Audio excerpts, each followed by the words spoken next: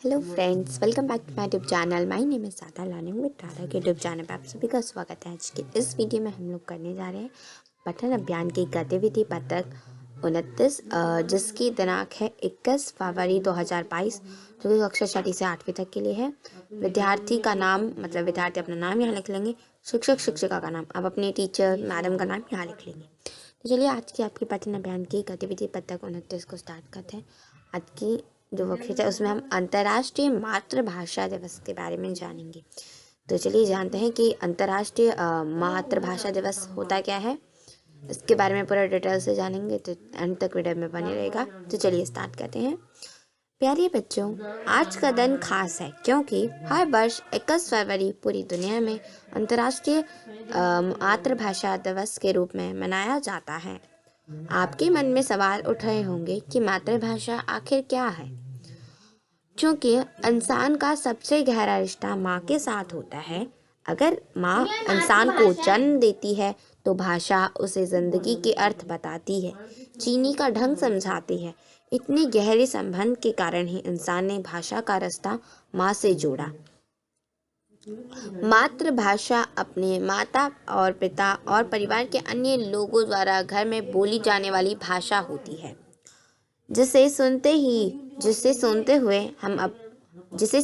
हम बड़े होते हैं और अपने घर या आस पड़ोस में उसका प्रयोग करते हैं।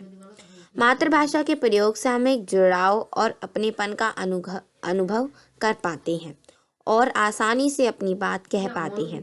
बच्चों, आप सबकी भी कोई ना कोई मातृभाषा अवश्य होगी। वह आपको सुनने और बोलने में अच्छी भी लगती होगी। तो आइए हम इसी विषय पर निम्नलिखित गतिविधियों को करते हैं। तो इसमें देखिए, इसमें क्या बोला गया है। तो यहाँ पर बोला जा रहा है कि प्यारे बच्चों, आज का दिन खास है क्योंकि आज जो है हर वर्ष 21 फरवरी को पूरी दुनिया में अंतर्राष्ट्रीय मातृभाषा दिवस के रूप में मनाया जाता है।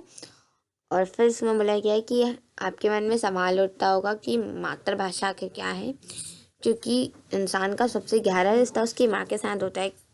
जब बच्चे को माँ जन्म देती है उसके बाद उससे भाषा जो है, मतलब कि वो बोलना सीखता है, तो उसके अर्थ बताती है, जीने का माँ बच्चे को जीने का ढंग समझाती है। तो इतना जो माँ के साथ बच्चे का जो गहरा संबंध होता है, इस कारण जो मनुष्य है उन्होंने भाषा का रिश्ता माँ से जोड़ा है। मातृ तभी बोला जाता है। तो मातृभाषा हम अपने माता पिता या फिर परिवार के अन्य लोग जो घर में बोलते हैं, वो भाषा होती है, वही हमारी मातृभाषा होती है, जिसे सुनते हम बड़े हुए हैं। ठीक है, अपने घर में या फिर अपने आस पड़ोस में हम उसका प्रयोग भी करते हैं। तो मातृभाषा के प्रयोग से हम एक जुड़ाव और अपनेपन का अनुभव कर पाते हैं और अपनी बात जो है वो आसानी से कह पाते हैं। और यहाँ बोला गया है कि बच्चा आप सभी ने कोई ना कोई मातृभाषा अवश्य होगी। मतलब अलग अलग मातृभाषा होती है, जैसे पंजाबी, बंगाली, ठीक है, मराठी, उर्दू, इस तरीके से। तो आपकी मातृभाषा कोई ना कोई होगी, तो वो आपको सुनने में और बोलने में भी अच्छी लगती होगी। तो आइए इस विषय पर अब हम कुछ गतिविधियों को करते हैं। कुछ क्वेश्चन दिए गए हैं, उन्हें सॉल्व करते हैं। तो यहाँ पर एक पिक्चर दिखाई गई है जिसमें एक टीचर है, बच्चे से बोलती है, बच्चों सीढ़ी को आपकी मातृभाषा में क्या कहते हैं, कि सीढ़ी जो होती है उसका आपकी मातृभाषा में क्या कहते हैं। तो यहाँ पर एक लड़की वो कहती है, मैडम मेरी मातृभाषा उर्दू में जीना कहते हैं, कि मेरी मातृभाषा उर्दू जो है उसमें सीढ़ी को जीना कहते हैं।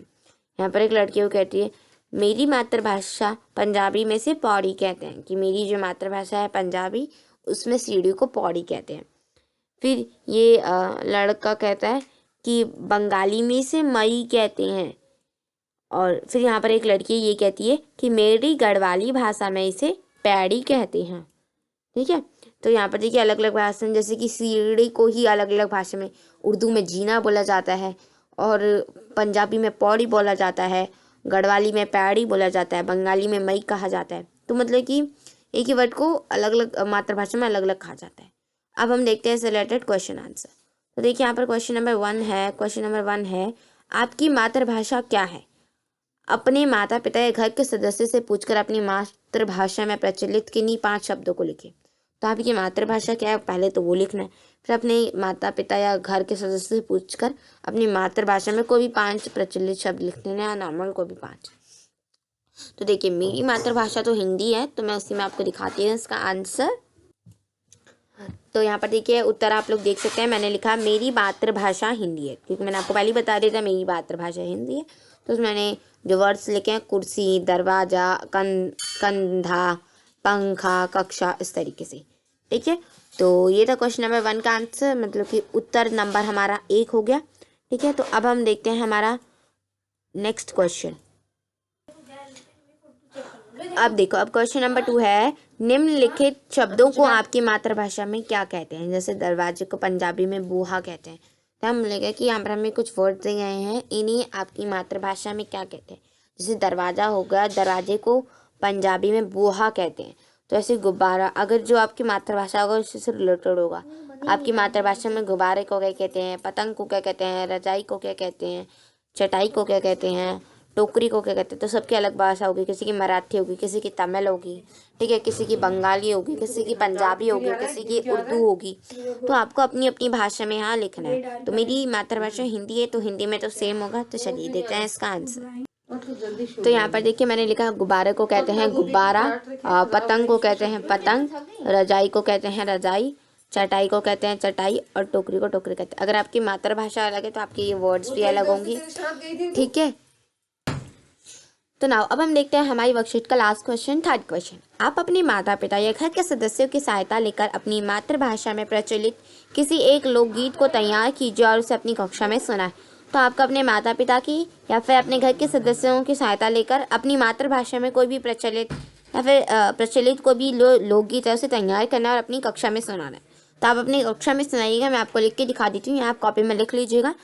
लेकिन अगर आपके थर्ड वाले क्वेश्चन को अगर आपकी मैम कहती है तो आप इसे ऑडियो रिकॉर्डिंग के थ्रू आप इसे अपनी क्लास में सुनाइएगा। तो चलिए देखते हैं क्वेश्चन नंबर 3 का आंसर। तो यहाँ पर आप देख सकते हैं, तो मैंने एक लिखा लड़की की इच्छाएं लाडो मंगना हो। तो ये मैंने एक लिखा है, लाडो मंगना हो सा मांग राम रथ हाक दिए, मैं तो मांगू अयोध्या का राज ससुर राज दशरथ से। लाडो मंगना हो सा मांग राम रथ हाक दिया, मैं तो मांगू कौशल्या सी सास देवर छोटे लक्ष्मण से। लाडो मांगण होसो मांग राम रथ हाक दिए, मैं तो मांगू श्री भगवान भगवान पलंगों पे बैठी राज करूं, लाडो मांगण सुमांग राम रथ हाँक दिए। तो ये विवाह गीत है, राजस्थानी टाइप का ही है, तो लेकिन ये एक लोकगीत है। तो चलिए ये लोकगीत मैंने आपको लिख के दिखाया, तो आप इसे अपनी कॉपी में लिख लीजिएगा। एंड अगर आपकी टीचर सुनाने को कहती है तो आप इसे सुना भी दीजिएगा। ठीक है, तो अब हम देखते हैं आगे। ठीक है, तो चलिए अब यहाँ देखिए, कोविड के संदर्भ में चितवा संबंधित से भी ये संदेश लिखा गया है कि 2 गज अथवा 6 फीट की शारीरिक दूरी का पालन करना है। तो ओके, तो चलिए सबसे पहले अगर आपको मेरी वीडियो पसंद आती है तो वीडियो को लाइक कीजिए एंड कमेंट भी कीजिए। जो भी आपकी डाउट है, जो भी आपके सजेशंस है, वीडियो को अपनी फ्रेंड्स में शेयर कीजिए एंड मेरी चैनल आने के दादा को प्लीज़ सब्सक्राइब कर लीजिए। So keep planning, bye, take care, अपना ध्यान रखिएगा कोविड-19 में। So thanks for watching my video. Bye.